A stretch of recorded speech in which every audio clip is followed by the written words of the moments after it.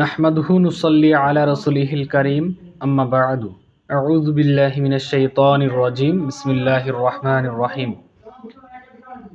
সম্মানিত দিনী ভাই,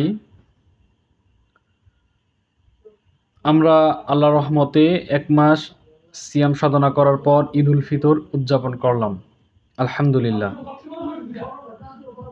রাসূল সাল্লাল্লাহু আলাইহি ওয়াসাল্লাম ইরশাদ করেছেন, মান সামা রমাদানা সুম্মা আতবাআহু সিত্তাম মিন শাওয়াল কানা কাসিয়ামিদ দাহরি।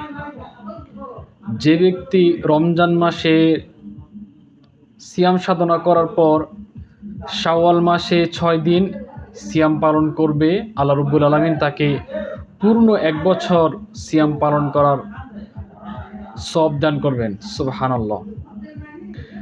তাই আমরা যেন এই শাওয়াল মাসে ৬ দিন সিয়াম পালন করে পূর্ণ ১ বছর সিয়াম সাধনা করার সওয়াব হাসিল করি। আল্লাহ রাব্বুল আলামিন আমাদেরকে তৌফিক দান করুন। কথা দীর্ঘায়িত না করে এখানেই শেষ করলাম। আসসালামু আলাইকুম ওয়া রাহমাতুল্লাহি ওয়া বারাকাতুহু।